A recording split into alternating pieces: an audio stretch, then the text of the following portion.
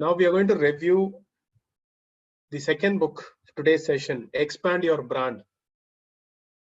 Right? So the author of the book is Merrill Pereira. He was working with McDonald's for quite a long time when McDonald's was just 500 outlets across the world. So he joined McDonald's at that point in time. Right? So he has closely worked with the operations team on expansion. So he has written his own experiences on, how they have went into different markets, did feasibility studies, and how did they valued the human resource, and what sort of training programs that they're structured, what sort of marketing campaigns that they do whenever they get into a new market, and McDonald's being a global brand. So what sort of marketing campaigns, without losing the core DNA of the brand, how did they executed all of those campaigns? So we're going to see that. And an experience with Saudi Arabia, when they launched McDonald's in Saudi Arabia, what sort of difficulties they faced. So he has explained it in the book. And there are other key takeaways that we're going to see today. Right? The intro. There are about 37,855 outlets in 100 countries for McDonald's. They're one of the world's second largest private employer with 1.7 million employees. Huge, right? Can somebody tell me or put that in the chat box? Who is the world's first largest private employer? Do you have any idea? If you have an idea, type that in the chat box, please.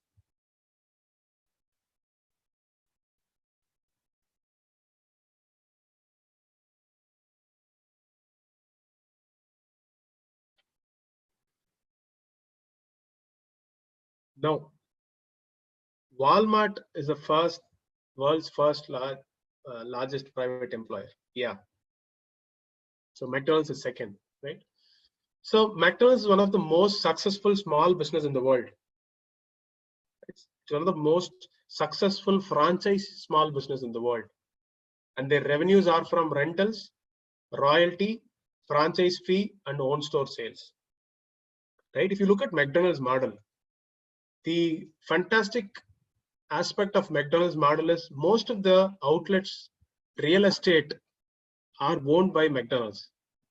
Right? And the model, they got scaled into a different level. The initial founders are Richard and Maurice McDonald, but after that, when Ray Kroc took over from the original founders, he experimented this model wherein they will own a real estate for that particular location. Then they will ask the franchisee to operate. The franchisee has to pay a rental to the brand. So that's the model. So those days, the model was where McDonald's used to be in the express highway. Right? Those days in express highways in the US used to be real estate prices used to be nominal. So that's when they found this model, and it's a highly successful model. So a lot of people say McDonald's is not a burger food chain; it's a real estate brand, right? So that's one uniqueness about McDonald's. Right. So that's about the introduction. If the introduction is clear to you, type intro in the chat box, please. Type intro in the chat box.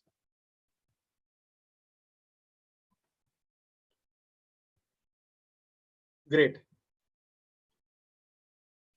So he has mentioned one,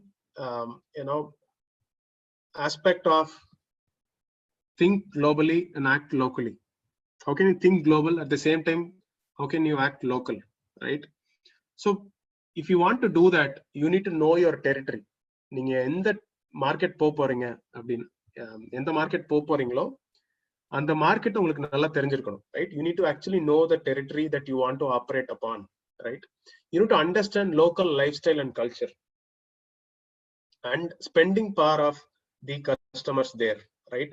So an example that I can quote right now, when we wanted to start in Madurai, right? So Madurai is a part of Tamil Nadu. Tamil Nadu la irundhalum kuda we wanted to actually understand the consumption pattern there. அங்க எப்படி tea குடிக்கிறாங்க, அங்க tea shops எப்படி இருக்கு, அங்க டீயோட என்ன snacks சாப்பிடுறாங்க, what do they actually consume. Chennai we're sort of very sure that because we have been operating in different locations, so we know the customer expectation. அப்படிங்கிறது clear தெரியும். But when we get into a new market, Chaikand is one example. You could relate it to any business, right? When you want to expand it to a new market, you need to understand the local lifestyle, local culture there, and the spending power of people there. When you talk about spending power, now our tea price in Chennai is 20 rupees. So when we wanted to launch in a market like Madurai, 20 rupees may not seem affordable for people in Madurai, right? Plus your rental manpower is a little less when you compare with Chennai. So we thought we'll have to come down on the pricing. We'll have to play volume game there, right? So that's when we thought, okay, let's price it to 15 rupees, right? So if I had not known about the territory and the territory theriyama, if I had kept the pricing, then it would have been a flop, right? So that's about spending power and local lifestyle. How do we access? Let's say Madurai is a known place to us. Okay, so we can always get data. Let's say you wanted to launch a brand in Malaysia, right? How do we get data? You need to explore information via industry trade organizations. So what sort of information do you need? Growth trends, demographics, what sort of new businesses are coming there? What is the inflation rate in that particular country, in that geography? And you also need to understand political climate, right? So there was an inquiry for Chaikant in Malaysia. So myself and my friend traveled to Malaysia to understand the local demographics, consumption pattern. So would they actually, is there an opportunity for a brand like Chaikant? So அதுவே எங்களுக்கு தெரியாது. So ஒரு new market, அதுல opportunity இருக்கா? Will they really consume our product? அப்படிங்கிற aspect எல்லாம் you need to explore. So it is not just for a small company, but for a brand, it is a bigger problem, because once you are a brand, you cannot fail in another geography without because of the reason that you don't understand the geography better. So adanala you need to do a lot of groundwork in collecting data and statistics, on getting basic information on will your business be successful or not. Unga business anga vandu போட்டீங்க அப்படின்னா success இருக்குமா இருக்காதா? Is there a need actually? So you need to assess all of those details the moment you get into a new territory. So when McDonald's wanted to launch in Fiji Islands, so the author actually traveled to Fiji Islands. Okay, so he traveled as a stranger, not just introducing McDonald's person, but he did a ground level study on talking to people, talking to trade organizations, understanding the local political climate and things like that, right? So that's about data and statistics. So you also need to understand cultural awareness related to food trends, right? So let's say a product in Singapore and a product in UK cannot be the same. Though the core products can be the same, there needs to be slight modification related to the product. Because local pattern, local food culture understand panama, if I'm going to launch a product there, then it's going to be a flop. Because if I don't embrace local culture, then people may feel alienated, right? இது வந்து நமக்கான brand இல்ல அப்படிங்கிற thinking வந்து they will get. So you need to understand the food culture in that particular geography.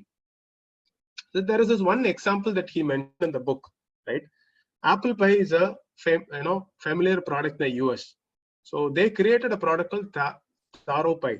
Taro is a root-based potato type product, right? So it's similar to a potato type.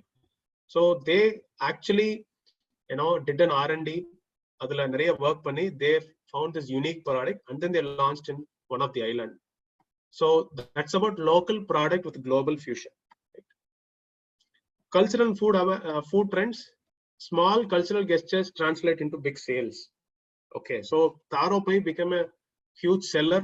Why? Because they were able to modify according to the local food culture, right? So that's about business trends versus cultural trends. So you need to understand what sort of local food culture is there in that particular geography, right?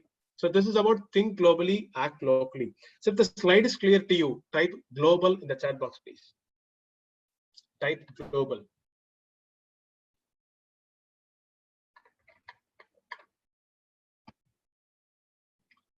Wonderful.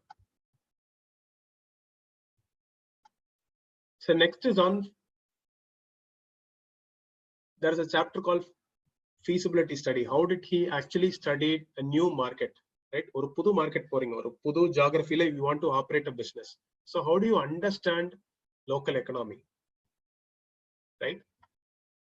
I always do that. If on the any given location, or if it's a new market, right? If I had to see the potential of the new market, I will park the car. I will not, just have a look around while on the car. I will park the car and start walking on busy streets, shopping locations, malls, try and understand in consumer on the customer on the consume pandranga, what is the consumption pattern, right? So I always do this whenever I go wanted to survey a location. I will park the car and walk around for 500 meters to understand what is there in and around the particular location. So on the 500 meters la enna engagement irukko adha porthu dhaan business irukku. So that's about walking down on busy streets and trying to understand the local engagement. And you need to monitor the busiest shopping locations to understand who's your competitor and what set of products are being sold in the market, right? Understanding your customers, right? When do customers need your product? So there can be different consumption patterns across different markets, right? So I was in Sri Lanka some six months back. So when I was in Sri Lanka, I was shocked. 6:30, you will not believe, 6:30, 6:15, there's huge traffic on the streets because all of these guys started working in the early morning. 7:30 they're in the offices. It's the complete opposite, right? Our people get into offices only by 10:30, right? So the day starts so early, so that the lunch time is also it is also early, right? So our consumption pattern, it depends on their work culture. So you need to understand the geography that you operate. So when do customers need your product, right? So you need to understand the local economy as well. So what is the consumption pattern based on the local economy, right? So we have this product called masala chai. I will tell you an example on this. So we experienced this when we wanted to launch masala chai in Madurai. The launch panambodhu, what we thought, why can't we, rename the product so that people are able to relate it better? Can we rename it to Bombay Masala Chai, right? So that people get attracted towards that particular name, right? So that's the connection that we create, to the target customers, right? So that's about local economy, understanding the local economy and consumption pattern, right? And understanding competition, right? So whenever you are in a new market, okay, you want to understand the competition, right? So we do that, right? So you go first thing in the morning to that particular outlet, you get the first bill, you get some product, you get the first bill, and then the time when they want to close the outlet, opening time lo or bill vaangringa, closing timing la you go get another bill.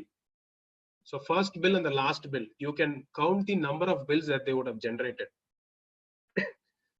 The number of bills generated into the average ticket size. So what could be the average ticket size of that particular business?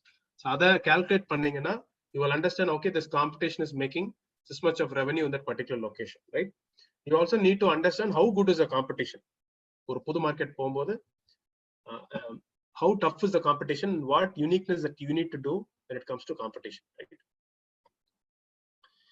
And how can you get this data, right? Local business data eppadi edukka mudiyum appadina, let's say related to financials, you can go talk to an accounting or a legal firm, right? Let's say you are planning to set up a new business in that particular geography, and then you can start gaining info related to the new business. So this is about feasibility study in a new market. So type FS if this is clear to you. Type FS.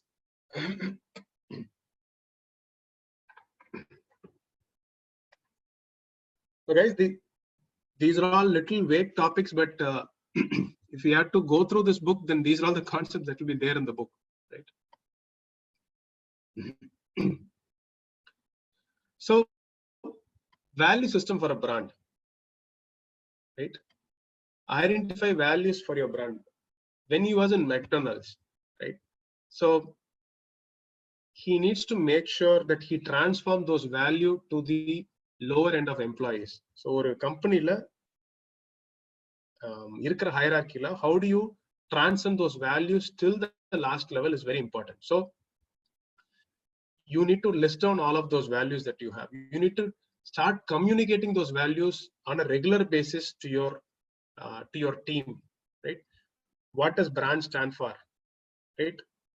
You need to make sure that the team live and breathe those values, right? And it has to inherit right from the top to bottom, right from the executive level till the front runner employee. So avanga varaikkum you need to make sure that you transform your values. So you might be a business owner, you need to make sure that you list down your values, list down the values for the brand, so that it can be, it can be inherited till the lower end of the spectrum, right? Be specific and your results will be terrific. So values can be quality and service, right? Quality and service is a very generic value, right? So it can be a very generic USP. So what other things that you offer as a brand? So you need to be very specific in detailing your USPs, detailing your values, right? Next thing, authentic leadership is very powerful, right? So a lot of leaders that I've seen, a lot of managers that I've worked in my earlier companies, right? A lot of them never seem to be authentic, right? They seem to hide a lot of things from the team. They will eventually tell what sort of information needs to be transferred and things like that. So transparency and integrity is something lacking. So my style of leadership is always authentic. So whenever there is a problem, you go talk to your team to open up பேசுறதுல there is no problem at all. We hide from them, eventually they're going to identify what is the problem all about, right? So you need to keep your leadership in a very authentic way. So it is very powerful. Make sure that you talk about the problems that you're facing as a brand, as a company, right? So that people under you would be able to give a lot of suggestions, a lot of solutions to the current problem. So that's something that he has explained when it comes to authentic leadership. So that's about value system for a brand, right? So type value if this is clear to you. Value in the chat box, please.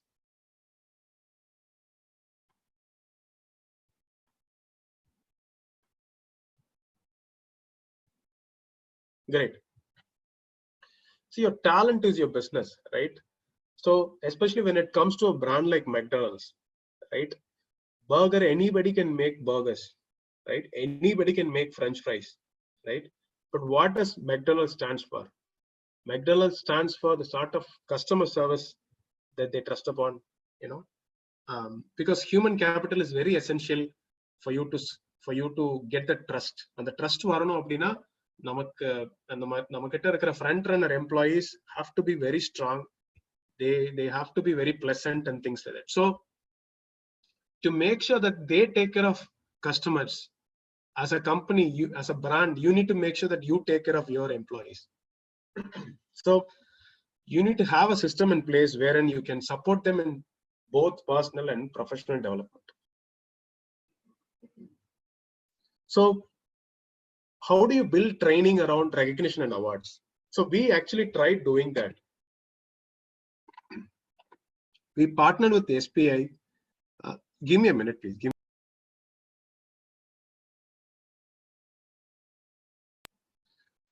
So we partnered with SPI, when we wanted to do a HR engagement program for Chaikant. So we thought, why don't we understand what our employees' expectation is?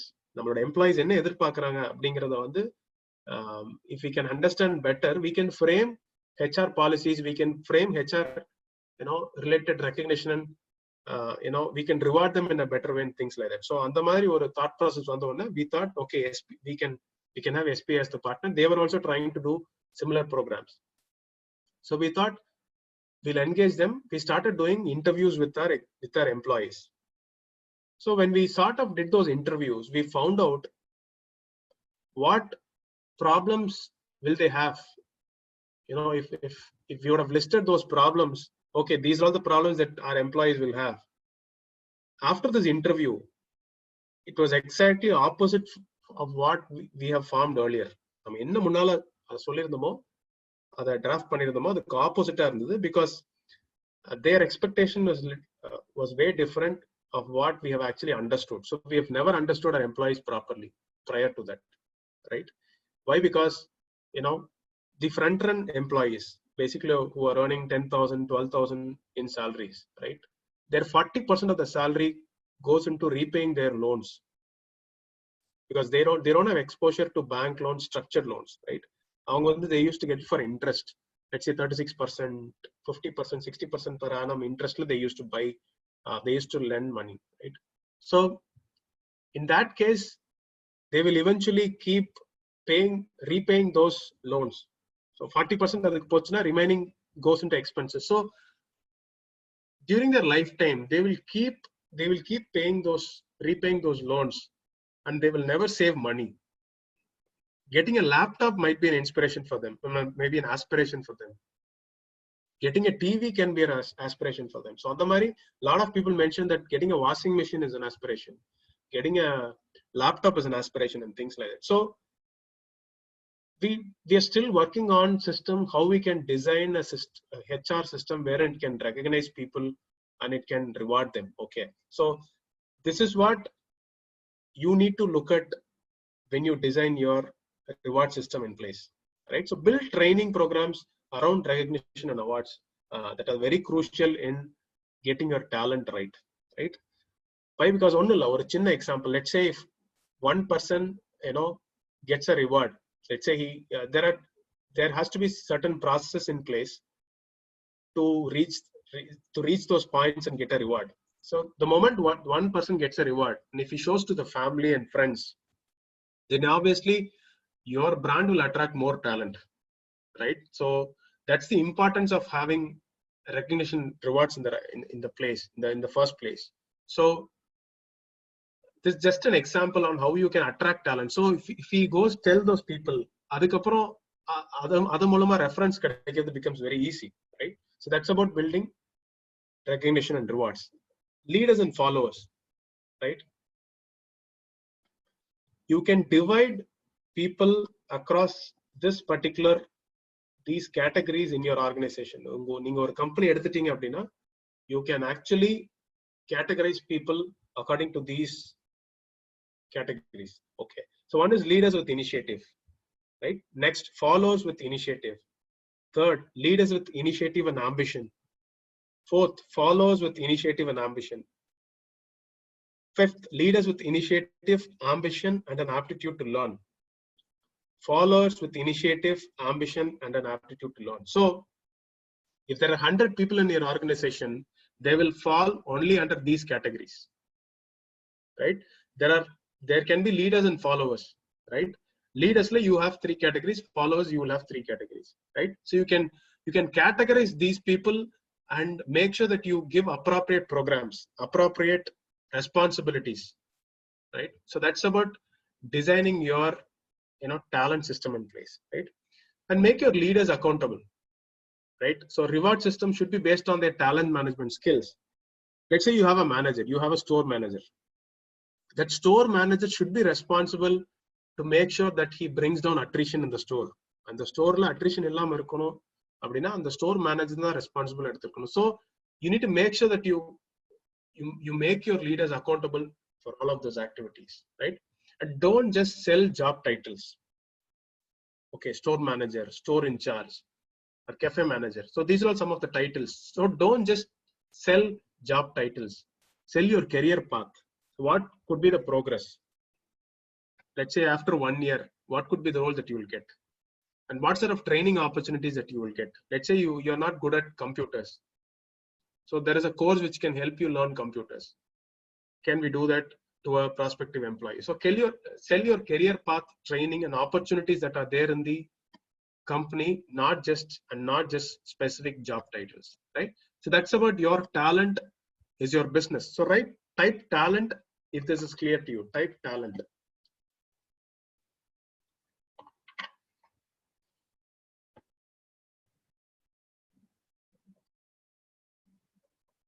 Great.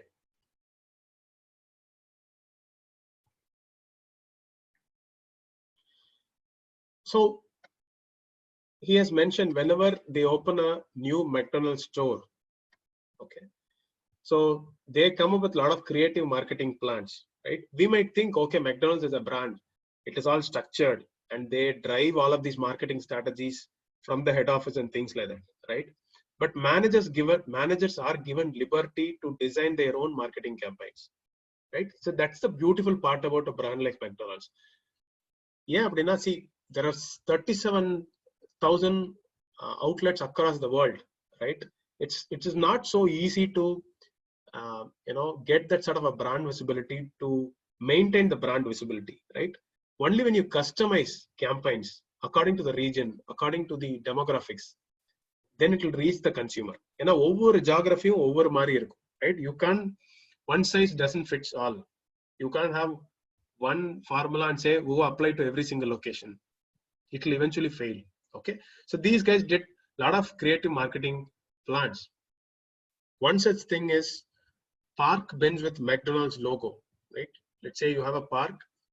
So you replace all of those bins with McDonald's logo. And one other thing that I tried was tray mat branding in one of the particular location.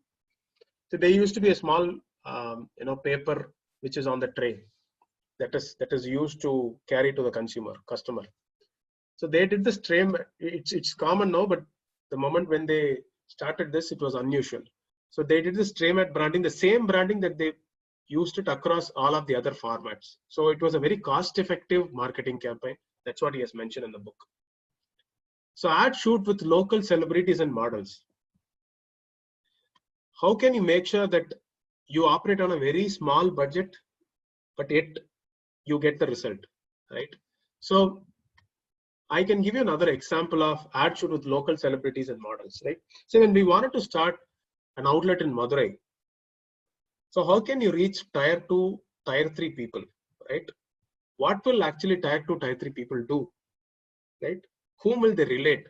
Right? So we thought having a serial actress would make a lot of sense for the inauguration, right? So we invited one of the celebrity. She has acted in a lot of serials, so she is a heroine in a lot of serials. Right? So we got her and we opened the store. We really got a good response, right? Why? Because people are able to relate her so much, because serials are most seen in tier 2, tier 3 places. So that's about how can you engage local celebrities and models for your brand. So McDonald's also engaged a lot of local models and celebrities when they open outlets in that particular region, right? So when you have a very shoestring budget to do marketing, so how can you be innovative, right? Pre-opening, opening and ongoing campaigns, right? So for a retail format, right? So there has to be, make sure that you organize pre-opening campaigns on the store. At least over 3 to 6 months, people should know in and around the location that there is a store coming up, right? So you need to run campaigns before even the store launch, right? Marketing calendar for 12 months. So there can be global, local holidays, because festivals and cultural events, there will be a lot of events that happens across, right? So create a calendar for 12 months from now, so that you're very specific on each of these campaigns. So that's about shoestring marketing. Type marketing if this was clear to you.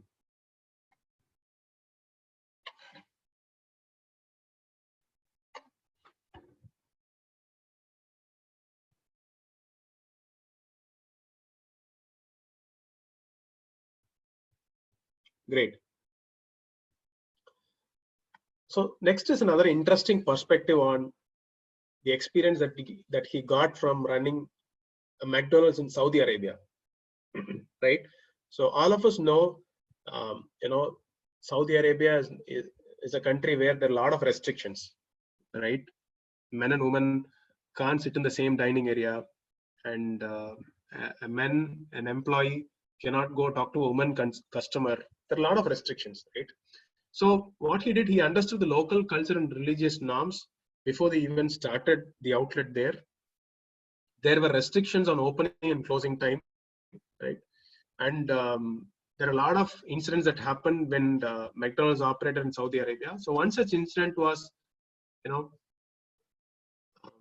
there was a case filed on one of the, an employee, where he tried talking to a woman customer, right? He tried explaining something on the menu, but then, they're not supposed to do that in Saudi Arabia. So he got arrested, and then this guy went and took out. So a lot of cases filed. So they had to double the manpower, which was actually planned. So there used to be 2 separate dining areas for men and women, and women needs to have a separate area where other people are not supposed to see what women are eating. So that's how the culture is in Saudi Arabia. So it's a lot of perspectives, because operating a McDonald's in Australia is different. Operating a McDonald's in Middle East is different. So that's the experience that he shared in Arabian McDonald's.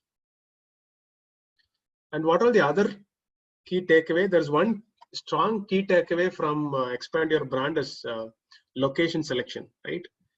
He calls this VATs, called visibility, access, traffic, trading area, and signage, right? So location selection is the key for food retail business. Okay.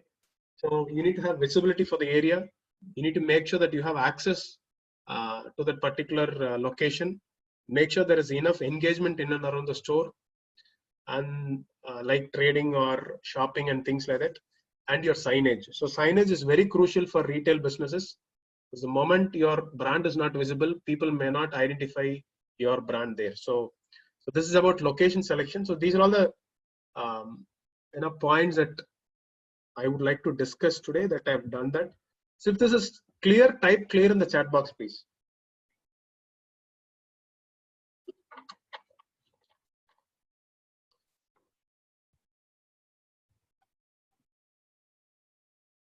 So can we recollect what we have discussed today in Expand Your Brand? Can you put that in the chat box, please? What have you learned from Expand Your Brand? Mention that in the chat box, please.